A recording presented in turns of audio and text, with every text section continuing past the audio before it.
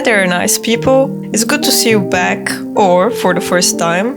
The weather has been getting colder and colder, and the days have been getting shorter and darker. I've been away traveling, and when I got back, I got immediately sick. I've had art markets to go to and other shop-related things to take care of, and just haven't had time for making videos at all. Which is a bit of a shame, considering that during this time there has been some sudden and unexpected influx of watchers to this tiny little channel. I felt really bad not welcoming you all officially, so if you had just joined me recently or if you've been around for a while, thank you for taking an interest in the little bits of my life that I've shared around here. I don't have any grand plan for what I'm doing with these videos. For the time being, I'm just doing whatever seems fun at the moment. But if I have to summarize, I guess you could say that I'm sharing little notes and diary entries of my life as an illustrator with a little stationery shop, trying to make a living in Denmark as a foreigner. Oh, that's a long headline. Sometimes I'd share bits of my daily life, and sometimes I want to share some more practical thoughts and information on things I've learned in my journey, in case they can be useful to anyone else out there. Today I want to share with you a bit about my story and how I got here, something of an introduction if you will. So, hi again, my name is Radostina, I live in Denmark and I make postcards about my life here as a foreigner. I moved here 14 years ago to study graphic design and have gathered quite a lot of experiences since then. I never managed to get a full-time job as a graphic designer, but I did freelance, and around 2015, I gradually switched over to illustration. I've been supplementing my freelancing with side jobs, but at this point in time, I'm doing illustration full-time, not because it brings me a full-time income, but because that's all I can do right now. A few years ago, I made some experimental cards about life in Denmark, and they seemed to resonate with quite a few fellow internationals, and that's how I started my little shop. I must say that lately, this year in particular, I felt like I'm starting to get bored with this topic and would like to expand my collection to other themes and projects, but it's quite scary as nothing else I've made has been quite as successful. So I now feel a bit trapped in my own creation, which is not a very nice feeling, and it's something I'll be exploring and working on in the coming year. I drink industrial amounts of tea to keep me going during the day. I prefer green tea with some fruit in it. I like to keep it light. As the days are getting gloomy, I try to stay motivated with some fairy lights and scented candles, though I've recently discovered I'm actually allergic to the scented candles I've been using, so that's sad.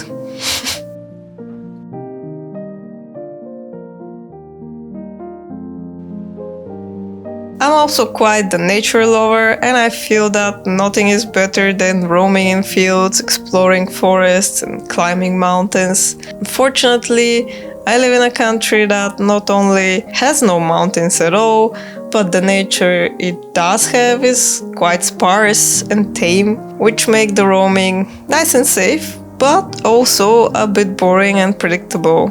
But I'm learning to take what I can, when I can, and to enjoy things as they are.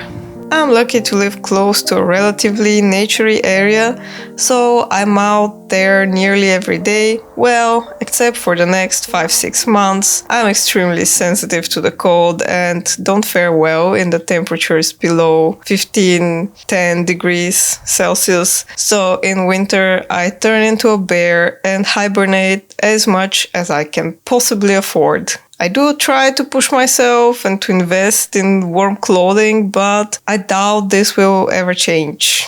I'm a lover of heat and sun and summer, and the cold feels physically painful and miserable to me. So what am I doing in Denmark then? Well, I ask myself that too, quite often.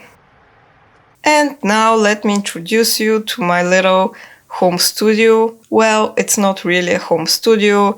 It's a desk in the corner of my bedroom. I've tried working from a shared office, cafes and libraries, and there have been things I enjoyed about that, but I feel like home is what works best for me. At least right now. I do dream of having a studio dedicated only to my work, and I don't mind whether that's at home or somewhere else, as long as I have space and privacy when I need those. I'm now reaching a point where as the shop grows, I can feel the lack of space become more and more pressing. Having just one desk to do everything from can get pretty frustrating. I used to paint a lot with watercolors, for example, but now I never do it anymore because it takes too long to set up and clean up for my liking. Digital media is a lot more convenient in this case, so it's what I'm using for my final work. My little desk is also where I pack my orders when they come, and it probably takes a lot longer than it would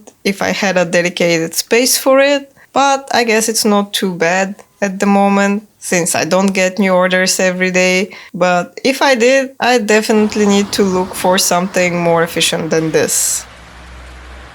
The main thing in my shop right now are my postcards and greeting cards, which I draw and design myself and then print with a professional local printing shop. This autumn I had lots of markets, so I had to restock some of the cards. I also made and ordered some new designs, so that was quite exciting. When I get them, they are a bit of a mess, so I have to sort them in little piles. All cards of the same design have to be sorted together, and then I have to find a place to store them away. And yes, storage is another growing issue for me. Greeting cards, like Christmas cards, require some more finishing on my side once I get them from the printer. Besides sorting, I have to also score them. That's to make the bending line in the middle so they can be folded in two. And I have to also add an envelope. The printer can, of course, do all that, but for now I'd rather do it myself and save a bit on that service. As a very small business, one does a whole lot of side jobs besides making the product.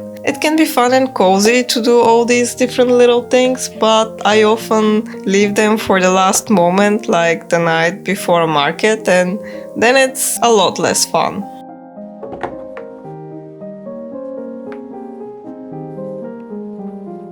And speaking of markets, I've had quite a few these past few months, including the biggest one I've been to so far. I love markets. It's great to see people in real life interacting with the things I created while being home alone and lost inside my head. It's exciting when people have the exact response you are aiming for when making something, and that's how you know you've done a good job. I think that connecting with your audience is the last piece of the creative puzzle. Sure, you can enjoy the overall picture without it, but it does make it truly come alive. Going to markets, to me, feels like putting on a live performance on stage. You work hard behind the scenes to create something, and then you finally bring it out for people to experience. It's also very tiring. I always crush completely the days after a market, but it's a good kind of crush.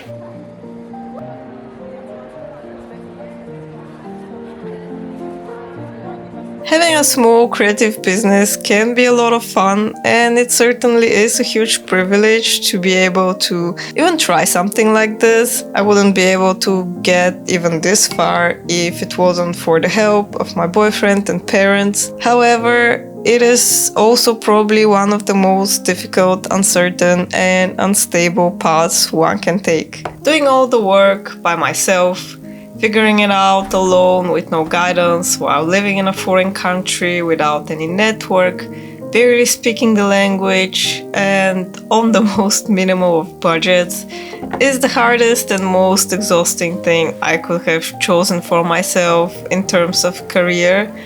And if I say that it brings me joy and fulfillment every day, it will be a complete lie. But it's probably the only thing that I can tolerate not giving me joy and fulfillment every day. So I keep going. Thank you for stopping by. It was nice having you around. and I hope to see you again next time. Until then, have fun.